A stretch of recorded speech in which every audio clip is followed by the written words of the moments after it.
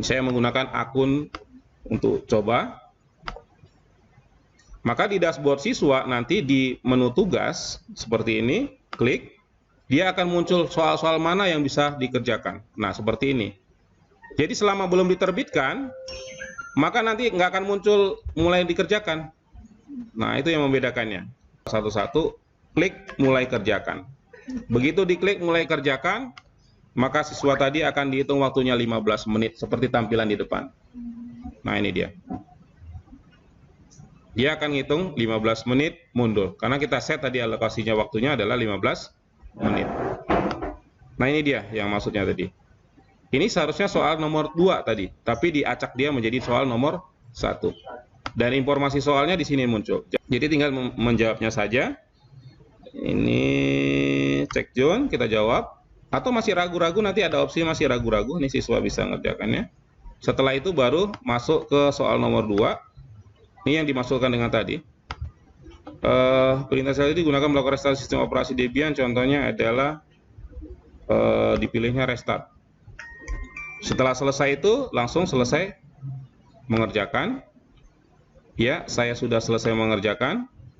Maka sistem akan langsung memunculkan jawabannya. Dengan cara gimana? Dengan diklik, maka dia akan ketahuan nilainya dapat berapa.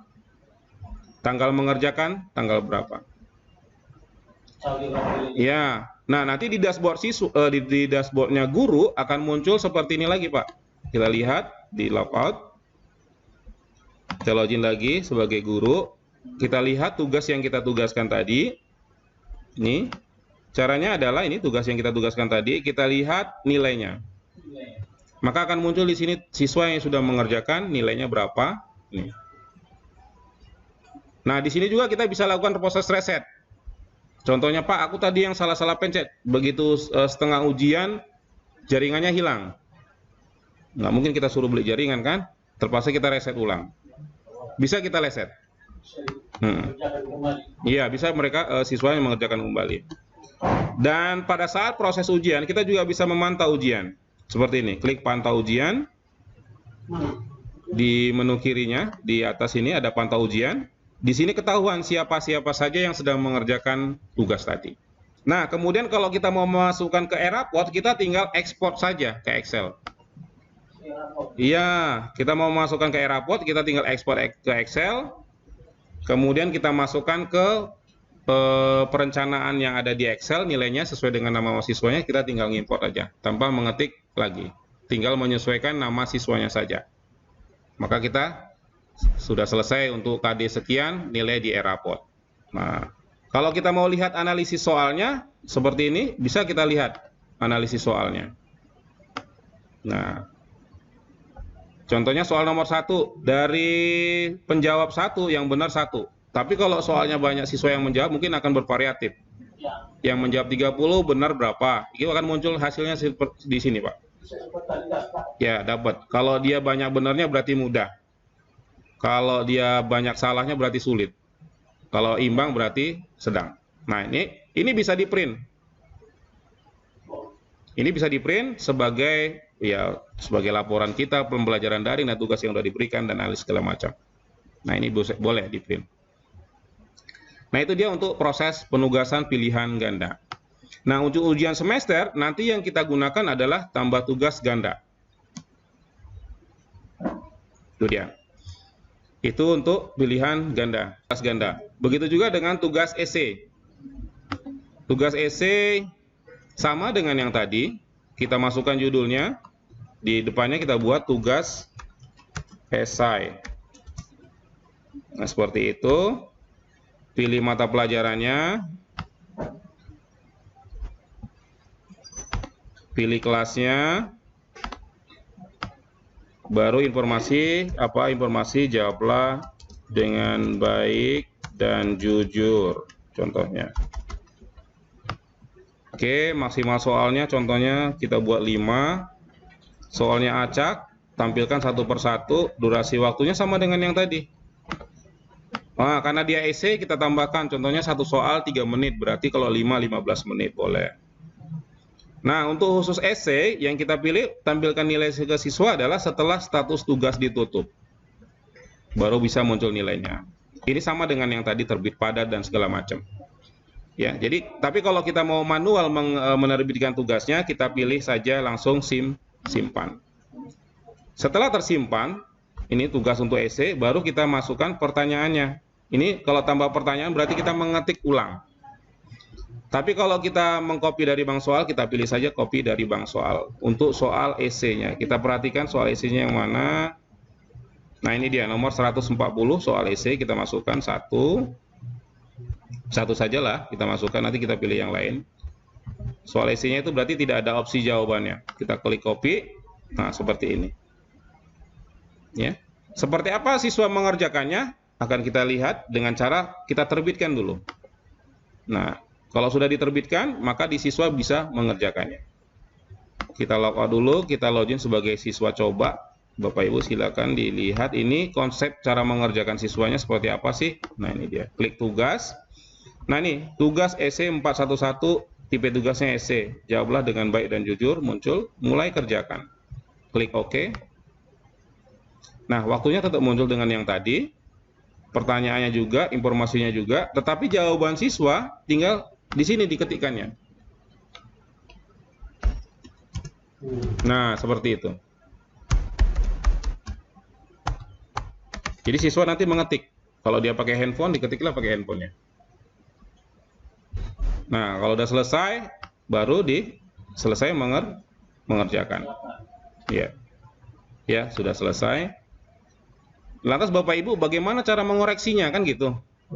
Oke, di sini nggak ada lagi tombol mulai kerjakan kalau udah dia mengerjakan soal. Bagaimana mengkoreksinya? Kita lihat bagaimana Bapak Ibu cara mengkoreksinya. Kita login lagi sebagai akun kita. Tugas esainya kita lakukan proses koreksi. Klik koreksi. Jadi kita ngoreksinya satu-satu nih Bapak Ibu. Soalnya, jawablah pertanyaan ini. Jawaban siswanya apa? Karena sini. Ini nilainya apa? Berapa? Jadi kalau dia soalnya 5, nilai maksimalnya berarti 20 ya berarti ya, biar 100. Maka kita bisa buat nilainya benar. Kalau dia jawabnya benar, nilainya ya 20. Nah, simpan. Nah, maka dia nilainya 20. Tapi kalau cuma soalnya 1, kita bisa update. Nilainya 80. Update nilai. Maka nilai siswanya di sini muncul 80. Begitu juga di dashboard siswa, begitu kita kasih nilai, maka dia akan muncul lihat nilai. Dan dia bisa melihat nilai yang sudah diberikan oleh Bapak Ibu Guru. Selanjutnya ada di tugas yang ketiga adalah tugas upload. Ini saya tutup dulu. Nah, tugas upload ini adalah tugas yang kita berikan PR di rumah, kemudian dituliskan anak-anak itu di buku tulis atau apa, kemudian dia menguploadnya. Ini kita buat nama tugasnya tugas upload. Pilih mata pelajarannya, pilih kelasnya. Nah, biasanya tugas upload ini berhubungan dengan materi apa yang kita sajikan. Contohnya, itu informasinya, contohnya. Kemudian setelah tampil nilai ini juga ada nilainya. Setelah tugas tutup, tanggal terbit sama dengan yang tadi apabila kita ingin otomatis sistem menghidupkan dan mematikan tugas tadi. Tapi kalau kita mau masih manual mengaktifkan dan mematikannya, kita klik aja simpan. Ya, simpan. Kemudian kalau kita ingin memunculkan ke siswa, klik terbitkan. Ya, klik terbitkan, contohnya kita klik terbitkan. Kita lihat bagaimana siswa cara mengerjakannya. Kita log out. Kita login sebagai siswa dulu untuk melihatnya. Kemudian ada tugas. Nah, tugas upload. Nah, jadi kalau sudah diterbitkan, dia akan muncul mulai kerjakan. Klik mulai kerjakan, klik OK. Tapi dengan catatan di sini siswa itu harus menyiapkan yang mau diupload dulu, baru klik mulai kerjakan. Nah, seperti ini. Inilah dia, tugas upload, mengkonfigurasi hosting, upload file tugas Anda di sini. Informasi tugasnya ini. Jadi tinggal pilih aja, choose filenya. Jadi kalau sudah ada filenya, udah ada filenya, ini ya yang kita anggap sudah jawaban ya, kita klik aja ini jawabannya, kemudian kita open, kemudian di upload. Nah kebetulan untuk tugas upload ini cuma ada choose file cuma satu aja. Nah maka di sini akan hilang dia mulai kerjakannya. Nah kalau di guru bagaimana mengkoreksinya? Di guru mengkoreksinya adalah sama dengan tugas essay tadi. Di tugas kita lihat, kemudian tugas yang sedang diaktifkan, kita klik koreksi. Nah, cara mengkoreksinya klik koreksi. Karena dia file upload, dia akan berupa ekstensi seperti ini. Jadi untuk mengetahui jawaban siswa, kita harus klik dulu yang warna biru ini, linknya. Nah, jadi kalau dia tulisan tangan, nanti akan muncul tulisan tangan yang difotokan seperti ini. Sudah tahu jawaban anak-anak, baru kita kasih nilainya. Contohnya, simpan nilai, kemudian kita tutup. Maka di sini akan muncul nilai siswa untuk tugas upload. Kalau kita ingin mereset lagi, silakan diklik siswanya, maka dia akan mengulangi proses jawaban tadi. Klik OK. Nah, itu dia. Sama dengan tadi fungsinya bisa ngeprint, bisa nge-export ke Excel Bapak Ibu. Ya, kalau kita ingin ngeprint rekap siswanya yang sudah menyelesaikan tugasnya.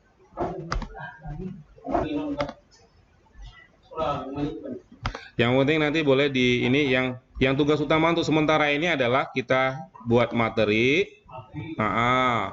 Materi baik dia materi tertulis atau materi file. Kalau Google Classroom kan bisa mengirim file juga ya.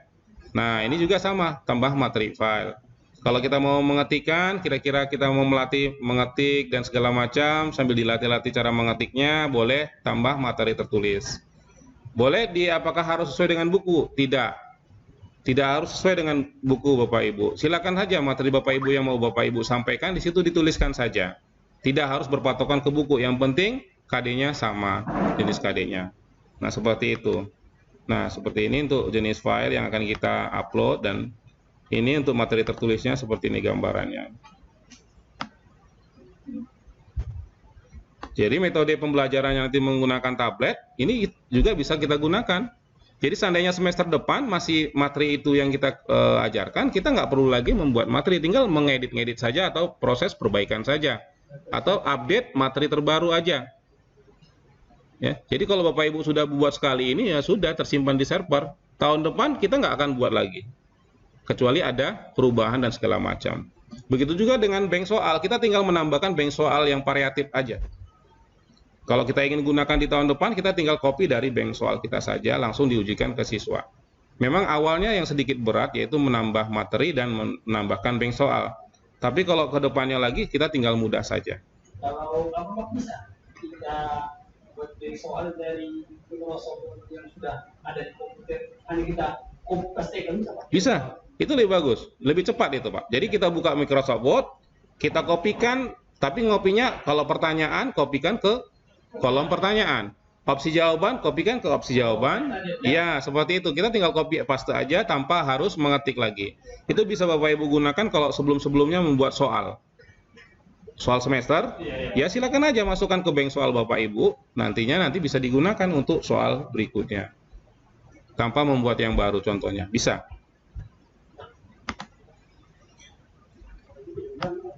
Nah, saya rasa itu saja yang paling utama yang harus diketahui Bapak Ibu. Nanti ada lagi pencapaian KD. Nah, pencapaian KD ini adalah kegiatan kita di akhir semester. KD mana yang sudah tercapai dari jawaban siswa melalui ujian semester, KD mana yang belum tercapai. Nanti di sini ada muncul analisis KD-nya. Makanya berapa KD yang sudah tercapai, nanti yang sudah kita buat judulnya, materinya, dan kita buat tugasnya, kita tambahkan di analisis KD. Maka KD mana yang belum tercapai dan mana yang sudah tercapai. Dan disinilah juga menentukan dalam pengisian e-raport, KD mana yang sudah ada nilainya, KD mana yang belum ada nilainya. Jadi nilai di e-raport itu sesuai dengan yang kita kasih. Nah, seperti itu kira-kira. Oke Bapak Ibu, sampai di situ kira-kira ada yang mau ditanyakan?